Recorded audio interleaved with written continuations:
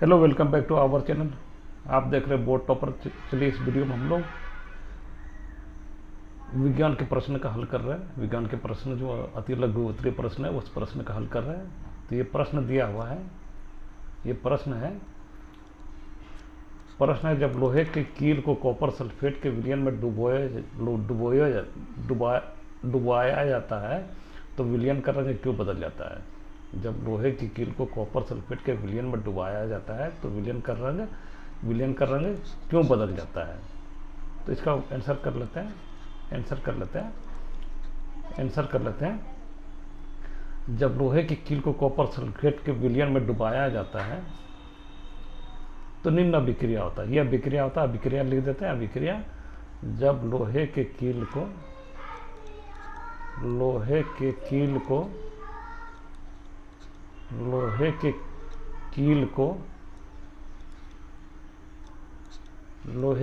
को copper sulphate के विलयन में डुबाया जाता है। लोहे के कील को कॉपर सल्फेट के विलयन में डुबाया जाता है। लोहे की कील को जब कॉपर सल्फेट के विलयन में डुबाया जाता है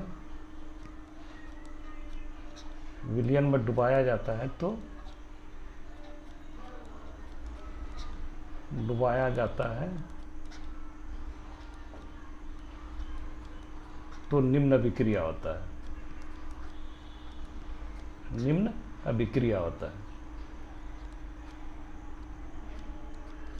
निम्नलिखित अभिक्रिया होता है या निम्न अभिक्रिया होता है। निम्न अभिक्रिया होता है। यह अभिक्रिया जो होता है इसको आयरन और कॉपर सल्फेट दोनों अभिकारक है। यहाँ पे आयरन ये सॉलिड के रूप में तो यहाँ पे ब्रैकेट में S लिख देते हैं। और ये कॉपर सल्फेट है CuSO4 कॉपर सल्फेट ये एक्वस है। ये दोनों रिएक्टेंट हो गया, अभिकारक हो गया। ये दोनों अभिकारक हो गया। इसका उत्पाद जो बनेगा, प्रोडक्ट जो बनता है उसको तीर से इधर चिन्ह लिखते हैं। इसको प्रोडक्ट जो बनेगा FeSO4। ये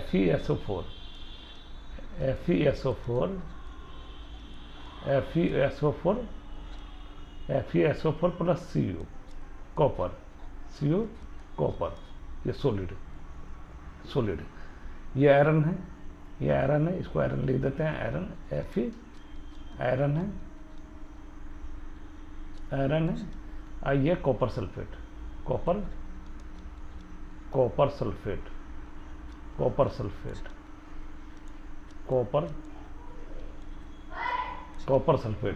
और ये FeSO4 फेरस सल्फेट।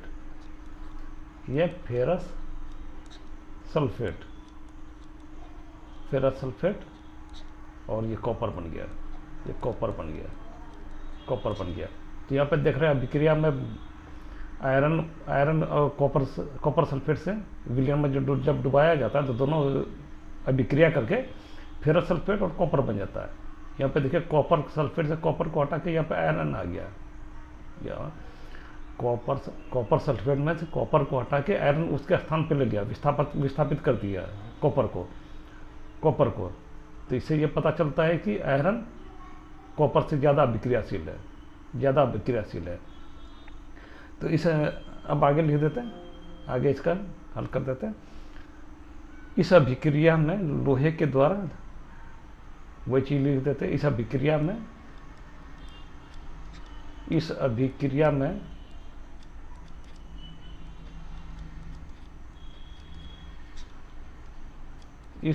में लोहे के द्वारा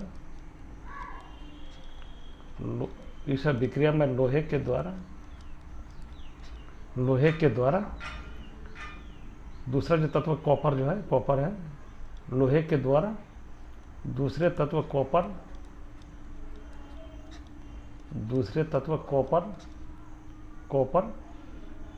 को कॉपर सल्फेट से विस्थापित कर दिया जाता है।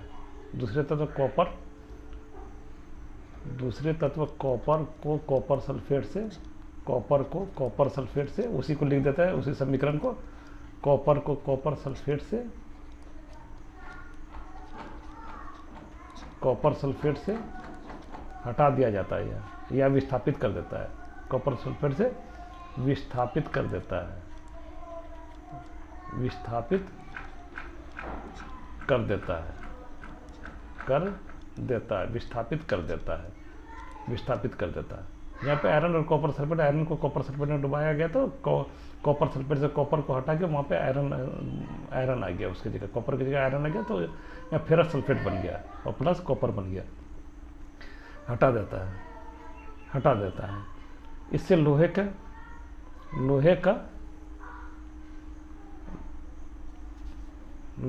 लोहे का रंग भूरा हो जाता है, इससे लोहे का रंग भूरा हो जाता है, इससे लोहे का रंग जो है भूरा हो जाता है, लोहे का रंग भूरा हो जाता है, इससे लोहे का रंग भूरा हो जाता है, लोहे का रंग भूरा हो जाता है। और कॉपर सल्फेट के विलयन का रंग, और लोहे का रंग भूरा हो जाता है और कॉपर सल्फेट का रंग नीला हो जाता है, कॉपर सल्फेट का रंग नीला हो जाता है, कॉपर सल्फेट जो बन जाता है वहाँ पे उसका रंग नीला हो जाता है, कॉपर सल्फेट का रंग नीला हो जाता है, रंग नीला हो जाता है, नीला हो जाता है। अगला प्रश्न है, दूसरा प्रश्न, लोहे को हम पेंट क्यों करते हैं? लोहे को हम पेंट क्यों करते हैं? तो ये प्रश्न है, लोहे को हम पेंट क्यों करते हैं? तो चलिए इसका आंसर कर लेते हैं, हल कर लेते हैं। तो लोहे की वस्तु वायु और नमी के संपर्क में आने के बाद उसमें जंग लग जाता है, जिसके कारण उसी से बचने के लिए हम लोग, संक्षारण होता है, उसी से बचने के लिए हम लोग उसको पेंट करते हैं। तो यहाँ पे उसको लिख देते हैं, लोहे की वस्तु वायु और नमी के संपर्क आने में, लोहे की वस्तु वायु एवं नमी के संपर्क में आने पर, वायु एवं नमी के संपर्क में आने पर, लोहे की वस्तु वायु एवं नमी के संपर्क में आने पर संक्षारित हो जाता है, संक्षारित होने लगता है, संक्षारित होने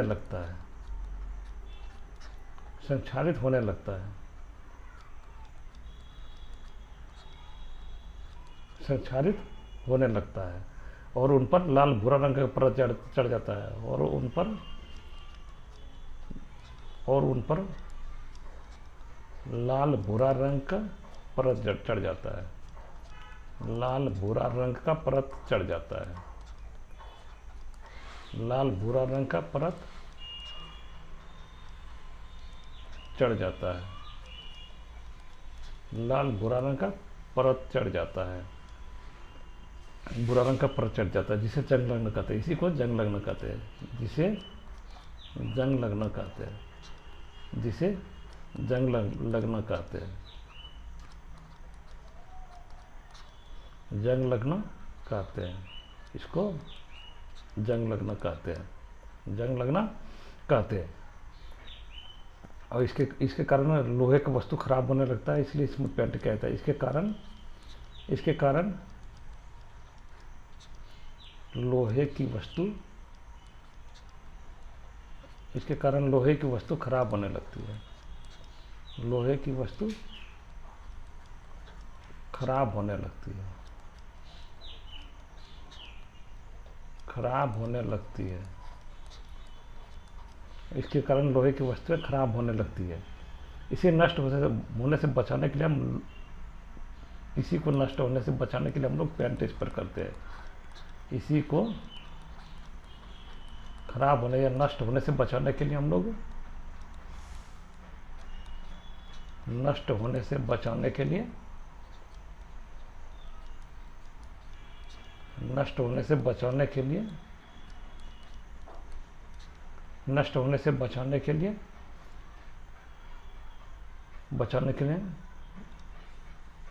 लोहे पर या इस पर लिख सकते हैं, लोहे पर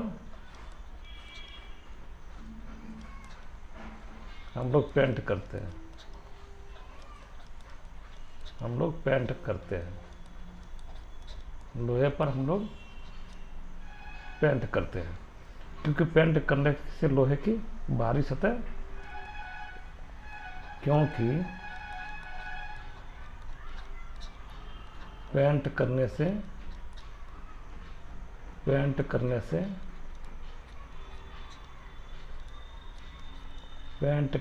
लोहे की बाहरी सतह, लोहे की बाहरी सतह वायु तथा नमी के संपर्क में नहीं आ पाता, वायु तथा नमी के संपर्क में नहीं आ पाता है, नमी के संपर्क में, वायु तथा नमी के संपर्क में नहीं आ पाता है, आ पाता है, इसलिए लोहे की वस्तुओं में पेंट किया जाता है, इसलिए लोहे की वस्तुओं में पेंट किया जाता है, इसलिए लोहे की वस्तुओं में पेंट किया जाता है, लोहे की वस्तुओं में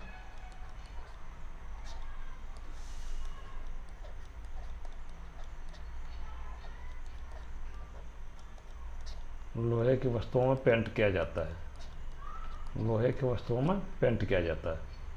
चलिए अगला प्रश्न, वियोजन अभिक्रिया को संयोजन अभिक्रिया के विपरीत क्यों कहा जाता है? इन अभिक्रियाओं के लिए समीकरण लिखिए। यहाँ पे एक वियोजन अभिक्रिया और एक संयोजन अभिक्रिया होता है। ये प्रश्न है, इसका उत्तर कर लेते हैं।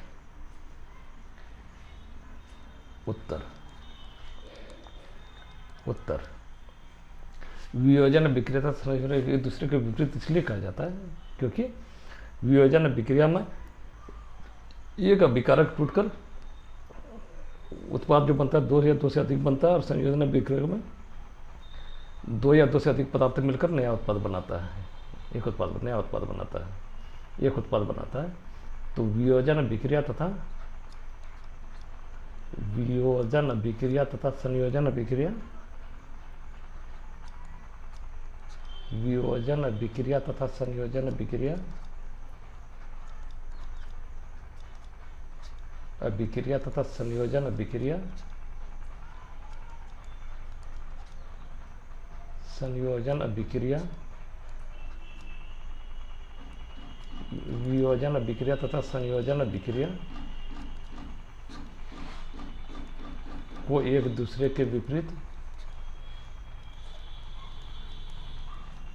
एक दूसरे के विपरीत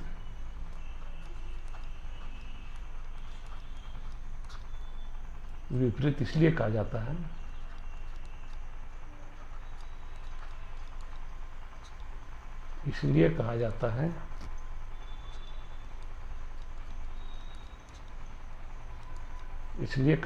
है क्योंकि वियोजन अभिक्रिया में एक अभिकारक टूटकर, क्योंकि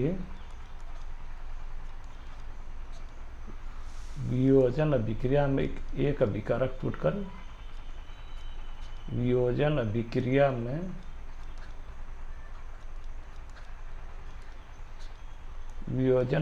में एक अभिकारक टूटकर, वियोजन अभिक्रिया में एक अभिकारक टूटकर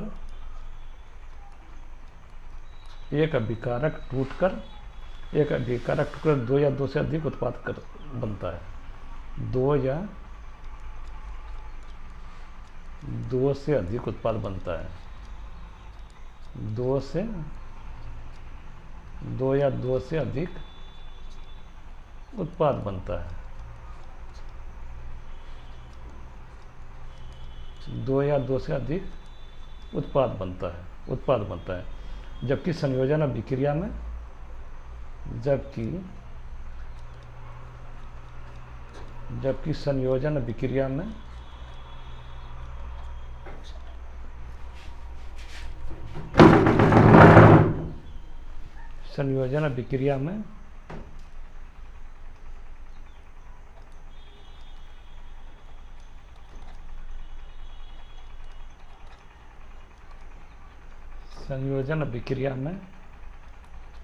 संयोजन अभिक्रिया में दो से अधिक पदार्थ मिलकर नया उत्पाद बनता है, एक नया उत्पाद बनता है। संयोजन अभिक्रिया में दो या दो से अधिक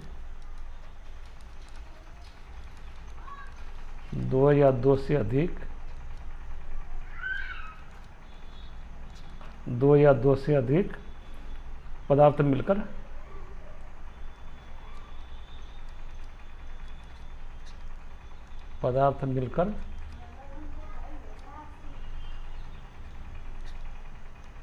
नया पदार्थ बनता है।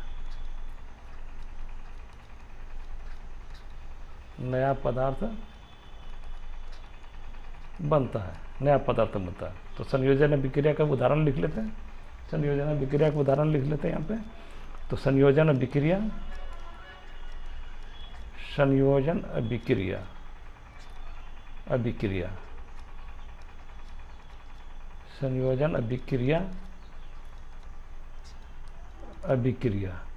हाइड्रोजन तथा ऑक्सीजन मिलकर जल का निर्माण करता है। तो उसको लिख देते हैं, हाइड्रोजन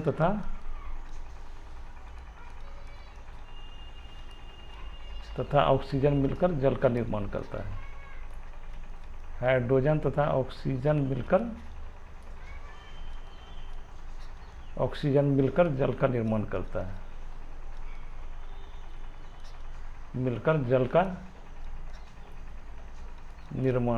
हाइड्रोजन तथा ऑक्सीजन मिलकर जल का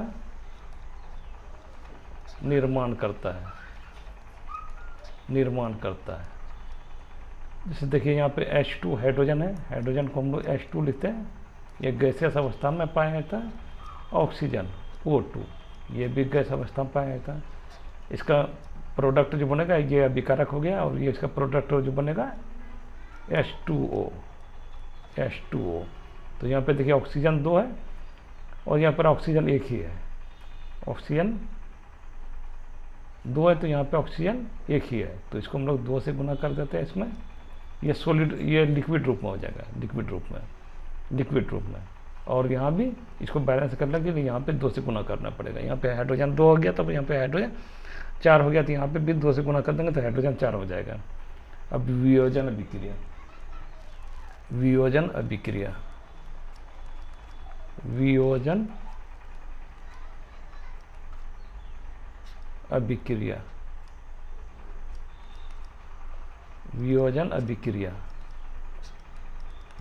अभिक्रिया फेरस सल्फेट टूटकर फेरिक ऑक्साइड, फेरस सल्फेट इसको ये लिख देते हैं FeSO4, ये फेरस सल्फेट हो गया FeSO4।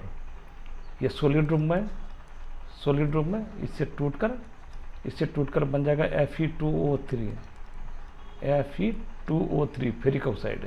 Fe2O3 प्लस Fe2O3 ये सॉलिड रूप में प्लस SO2 सल्फर डाइऑक्साइड। 2 रहेगा तो डाई हो जाएगा, 1 रहेगा मोनो और 3 रहेगा तो ट्राई, और सल्फर ट्राइऑक्साइड, ये भी गैसीय अवस्था में है।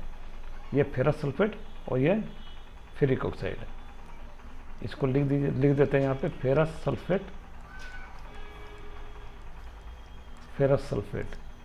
ये फेरिक ऑक्साइड,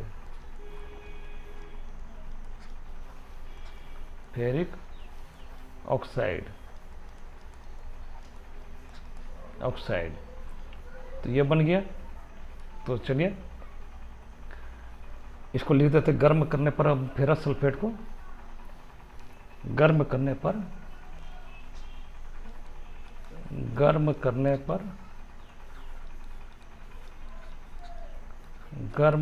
पर ferrous sulphate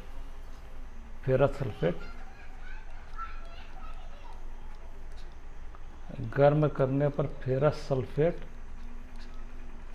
FeSO4 ferrous sulphate का क्रिस्टल जल को त्याग देता है। क्रिस्टल जल को त्याग देता है।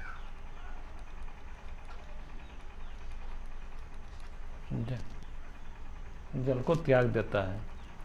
जल को त्याग देता है, जिसके कारण क्रिस्टल का रंग बदल जाता है। जिसके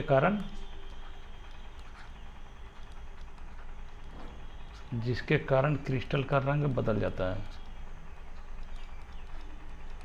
क्रिस्टल का रंग,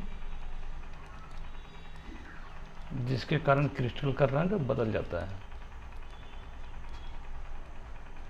जिसके कारण क्रिस्टल का रंग जो है बदल जाता है। इस प्रकार स्पष्ट है कि इससे पता चल गया कि वियोजन अभिक्रिया संयोजन अभिक्रिया एक दूसरे के विपरीत है। इस प्रकार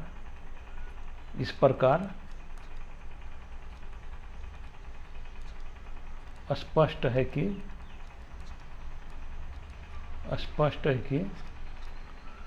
संयोजन अभिक्रिया तथा वियोजन अभिक्रिया